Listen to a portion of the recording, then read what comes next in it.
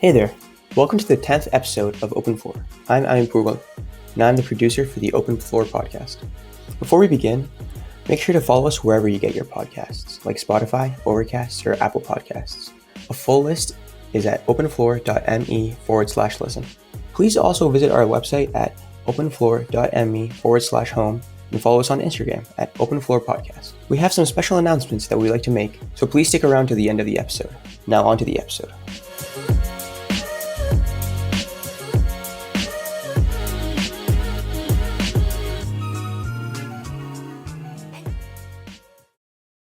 In our fifth episode with Dr. Zareen Faruqi, we discussed how to stay physically active during the unprecedented circumstances we are living in due to the COVID-19 pandemic. Check it out if you haven't already. However, maintaining our mental health is just as important, especially during a time like this, in which all of our lives are changing rapidly. This pandemic has forced us to stay indoors, away from our friends and family, who are such a big part of our daily lives. For some, the lack of a daily routine can also be mentally deteriorating, and additionally, the anxiety around getting sick during this time can be hard to cope with. We'd like to welcome Emily Weinberg and Sophia Sullivan, who are the directors of Sofrosine Mental Health. Thank you guys for coming. Thank you for having us. Yes, thank you. Right, so can you guys explain a little bit about what Sofrosine is for our listeners? Yeah, sure. So Sofrosine's mission is to help decrease the shame of mental illness and to create a safe community. We work with mental health counselors to develop strong curriculums, and we also advocate for legislation requiring mental health education in public schools. Our club also, we maintain an interactive website that allows viewers to understand the brain chemistry behind various mental illnesses and a self-care platform to encourage people to adopt healthy habits and mindset. All right, so firstly, I'd like to mention how many people have and still continue to underestimate the gravity of mental health issues in our communities. So, could you guys explain why it's important that we are aware of mental health in our society and how significant its impacts really are? Yes. So about 26% or 1 in 4 adults, they suffer from a diagnosable mental health disorder in a given year. And there's a range of mental health disorders. There's panic disorders, eating disorders, trauma-related disorders, and there's also anxiety, depression, ADHD, OCD, and the list goes on. So it's most likely that you, a family member, friend, or classmate is living with a mental illness or struggling. Mental health is an essential part of our life, and it impacts our feelings, behaviors, and the way we see the world. And so being in a strong emotional state, it promotes productivity and effectiveness in activities like in school and work, sports. But those living with a mental illness have an increased risk for many health problems too. And there are not nearly enough mental health resources, and that's a huge problem because it prevents people from getting help. Also, due to the stigma, there's a lot of shame associated with seeking help. So people need to know that they're not alone in their journey or they're suffering in isolation.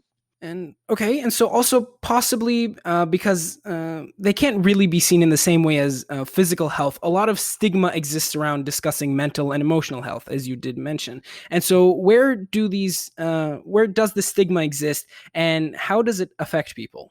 So first, a significant question is why don't Americans receive annual mental health checkups when they do physical? Because this year, over 70% of youth with major depression are in still need of treatment. This is according to Mental Health America. And also, when people think of therapy, they might associate it with being vulnerable or weak. But there are many reasons people seek treatment. For example, someone might consult a therapist due to low self esteem, trouble sleeping, difficulty adjusting to changes in life, legal problems, relationship issues, and even to gain greater self awareness. So the reasons people don't seek help include they could be judged for seeking treatment, therapy opposes their religious or cultural beliefs, and they can't afford treatment due to financial hardship or lack of health care. And there's just a lack of insight and awareness in general. So, to follow up on that, what can we do as individuals and as a society to combat this stigma so that people can get the treatment that they might need? When discussing mental illness, we should avoid saying things like, it's all in your head, going to therapy makes you weak, and just snap out of it and try harder. Because if you're trying to talk to someone who's struggling, you have to use phrases like, that sounds difficult, I might not understand, but I'm here for you, and it's okay to feel this way, to validate their feelings and encourage them to speak up. We need to acknowledge the severity of the issue or it's not going to get better. So some things you can do to overcome the stigma of mental health issues is to, support your family and friends' decisions, talk openly about your experiences, be cognizant of your attitudes, educate others, and just be inclusive. And so, with illnesses like anxiety and depression on the rise, especially in the younger generations, it's crucial that we are mindful of our mental health. And so, what are things that we can do to take care of ourselves and to manage our mental health better? So something that I've learned is that you really need to practice self-awareness, be aware of what's going on in your life, as well as like tracking your mental health, like your moods. Try to reflect on how you're feeling. Don't push your emotions away. For me, when I was struggling with my depression, originally I just kind of like let it be and was like, okay, I'm gonna get over it. But honestly, like absorbing it kind of leads to an overflow, and it can be really difficult to confront those emotions like when it's too late and like when you feel overwhelmed. Um, yeah, so just like take some time to reflect on how you're feeling every day. Try to practice some self-care. Take time for yourself. So we just talked about how we might deal with our own issues, but a lot of people might have friends or loved ones who are also dealing with mental health problems.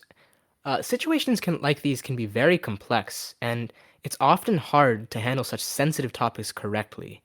So, how can we approach and address these issues with the people that we care about? It can definitely be difficult to know how to appropriately help a friend or loved one in need. I would say that you should first be aware of the warning signs, like if the person's demonstrating personality changes or sudden mood shifts, maybe a loss of interest in activities they once enjoyed, or they're engaging in reckless behavior. You should recognize that they might be struggling. And also approaching your friend or loved ones also really challenging because you don't know how they'll respond. I would suggest that you listen to them and validate their feelings even when they don't resonate with you, and just help them find support like brainstorming who to reach out to and how. And I would say do your research by reading about, causes and symptoms and treatments to foster the conversation with your friend, and just show them you care by inviting them to spend time with you.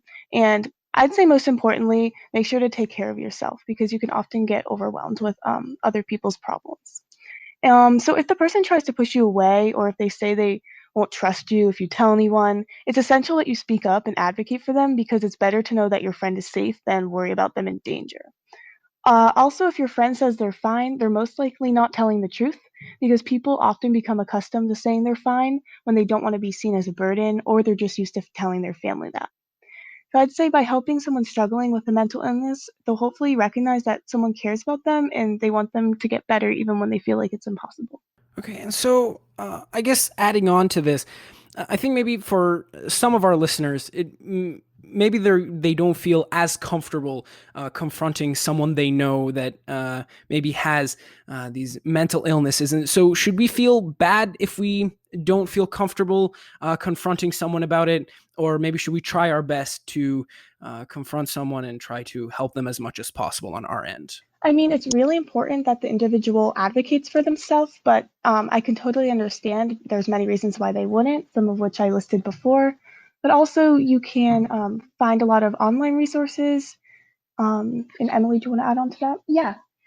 So something else is like it can definitely be difficult, especially like if you haven't grown up like learning how to talk about your feelings or experiencing the same things that they do. Um, but also like when you think about it, like sorry, one second. But yeah, it can definitely be difficult to like think about emotions and to be able to like talk about them. But you have to recognize that sometimes making like these difficult sacrifices is how you can help your friend the best that you can. Um, yeah. So I mean, it definitely is difficult to talk about feelings, but in the long run, knowing that the person will feel better and knowing that like they'll get the help that they need, and in return, your relationship will likely become stronger and you won't have to worry about them as much. It will really make a difference. Hmm. And so now, kind of wanting to pivot into the topic that we're all facing on a day-to-day basis, which is COVID-19, right? So COVID-19 has disrupted the lives of people all around the world. And so what effects does this pandemic have on our mental health? And what effects could the pandemic have on our mental health? And what can we do to cope with these effects? I know personally, I had a really hard time because I felt really isolated. Seeing my friends every day did help me, and knowing that I could go out and like go on walks without really worrying about myself. As well as my mom has a heart condition, so I definitely like my OCD was pretty bad in times where I was thinking about her and worrying about her constantly. Wearing a mask, I literally have so much hand sanitizer. So I think that definitely, like, in terms of not just the germs, but also in terms of the social isolation, it can be really difficult to find resources and to feel like you, like, the world has not completely ended. So, for things that I've done like self-reflection, sitting with my thoughts, and also like talking with friends about how they're doing, what they've been up to. Definitely like FaceTime has helped me so much. I picked up a new hobby. I worked on a painting and it was really like I really enjoyed it. It really helps me like refresh my mind. So definitely like looking at different things that you can do. Stay healthy, exercise, eat balanced, and sleep. Trying to maintain a schedule every day because like our lives have shifted so much. Trying to keep some things in your life consistent can really help. We actually have a page on Sovereignty called Managing COVID-19 Stress, which has a lot of information and activities and resources. So please go check that out. Now, I think it's important for our listeners to get to know Sofrosine a little more. So you guys talked about what your goals are, but what specifically are you guys doing to achieve them? So recently, we've been working more on our policy. We have a policy team that's pushing for certain legislation. I'm actually doing an internship right now at the State House with a representative, and I'm working with them to look at mental health focused legislation, primarily in Massachusetts, but we're also looking to expand. We are part of the Mental Health Youth Association, Youth Alliance, which is part of the Youth Activism Project, and we have been working with them to do more research on mental health legislation around the country, particularly looking at hotlines on back of IDs, mandatory mental health training for teachers and nurses and school staff. And yeah, so we've also like have our website, as Sophia mentioned, with useful tools with self-care, how to help a friend, like the brain tour so that you can understand what's going on in your brain. For me, definitely understanding and like seeing what the different parts of my brain were doing helped me imagine it and helped me like understand myself more because I felt like really confused and like completely out of control when it came to my mental health. So understanding the chemistry behind it definitely helped me. We also have been designing and selling merchandise to raise money, and also to like um, emphasize like that people aren't alone within their mental health.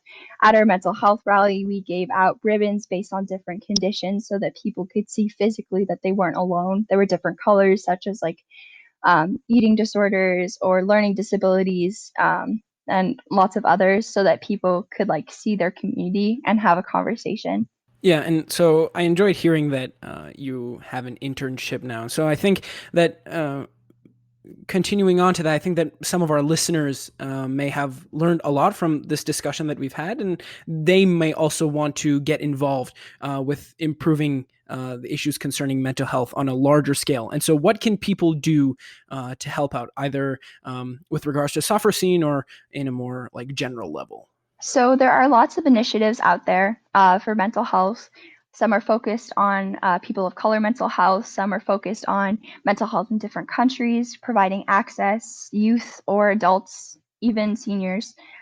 So I would say looking into different initiatives that you can join, seeing where you personally can add your own voice and like speak out. You don't have to have a mental illness to be a mental health advocate. Like the important thing is that you care and also like learn how to be an ally to those with mental health issues. Learning validation particularly is super important. Posting when you can about mental health, and also reaching out to friends who you know might be struggling. So speak out and call people out for using terms like saying like, oh, I'm OCD, or like they're so bipolar, without actually having the conditions, because while it might seem like those are harmless things to say, they actually can really affect people's mental health and like make them feel worse about the conditions that they have. Um, and also try your best to be aware of the media that you consume, particularly that romanticizes mental illnesses, such as the show 13 Reasons Why. That show definitely created a lot of problems. I know for people in the mental health community, personally, when I saw the show, I was shocked and horrified, and it was really bad for me. So yeah, I think that those are a bunch of different ways that you can help be a mental health advocate. Yeah, just generally being mindful seems to be very important. But Yeah, exactly. before we wrap up, we think it's extremely important that we provide people with the resources if they ever feel like they need help managing their mental health. So, could you guys talk about where these kinds of resources can be found? So first, we just developed a Sofrosine app, and you can track your emotions, and it's a great guide so you can understand how you're feeling, and you can look back and you can see, oh, today I was really upset, and you can try to analyze your feelings too. So the app is great. Also, there's a lot of crisis text lines and suicide prevention hotlines if you are in dire need of someone to talk to. And you can always DM Sofrosine if you need personal help or questions. I mean, we're not therapists, but we have some experience and we can direct you to other resources. And so, just a note for our listeners that all of the resources that were mentioned, including Sofrosine's app and website, and the hotlines will be in the description of this episode. And so, I think that this is a great place to end our discussion. Yeah, staying healthy during these changing times, especially, is extremely important. And I hope that this discussion was useful for our listeners in getting a better understanding of how mental health works and what we can do to address certain issues that we see with it. And so, thanks again to Emily and Sophia from Sofrosine for coming onto the podcast. Thank you so much for having us. Thank you for the opportunity.